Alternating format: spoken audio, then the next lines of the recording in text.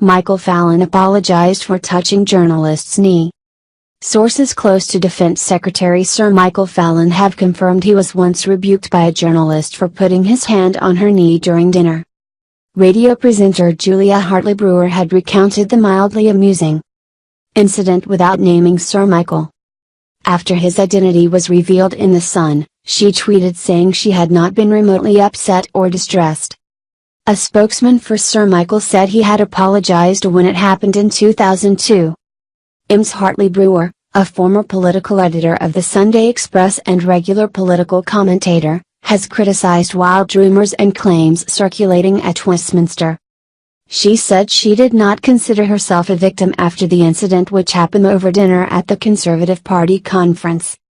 After the minister kept putting his hand on her knee, she said, "I calmly and politely explained to him that, if he did it again, I would punch him in the face. He withdrew his hand and that was the end of the matter." A spokesman for Sir Michael said, he had apologized when the incident happened 15 years ago and both Julia and he now considered the matter closed. It comes amid allegations about sexual harassment at Westminster. On Monday, Commons leader Andrea Leadsom said recent allegations against MPs risked bringing all our offices into disrepute. Commons Speaker John Bercow said there must be zero tolerance of sexual harassment in Parliament.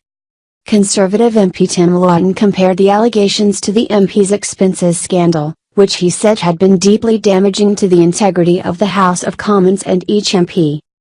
He said it was essential for the response to the allegations to be swift, robust and wholly transparent. What are the existing procedures? People who work for MPs are legally employed by them and are not covered by the established grievance procedure for other parliamentary employees.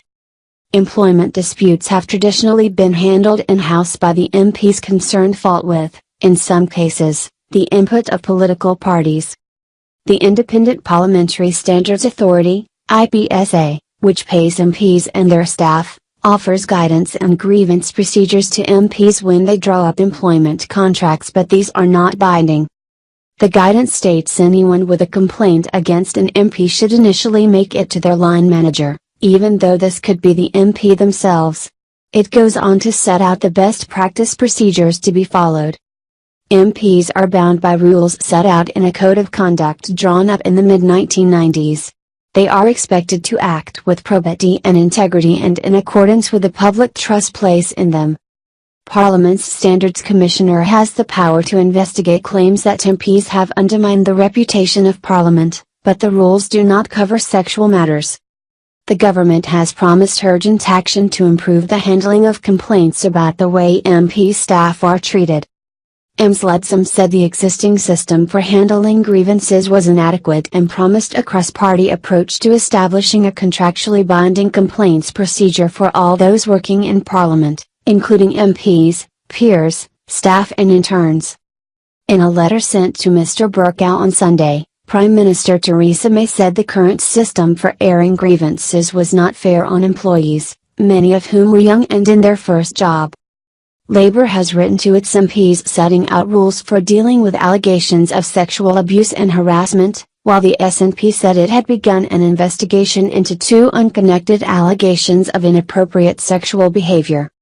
Over the weekend, a Cabinet Office investigation was ordered into whether Conservative MP and International Trade Minister Mark Garnier breached ministerial rules after he admitted asking his secretary to buy sex toys and calling her sugar tits. And former Welsh Secretary Stephen Crabb was reported by the Sunday Telegraph to have admitted sending explicit messages to a 19-year-old woman after a job interview at Westminster in 2013.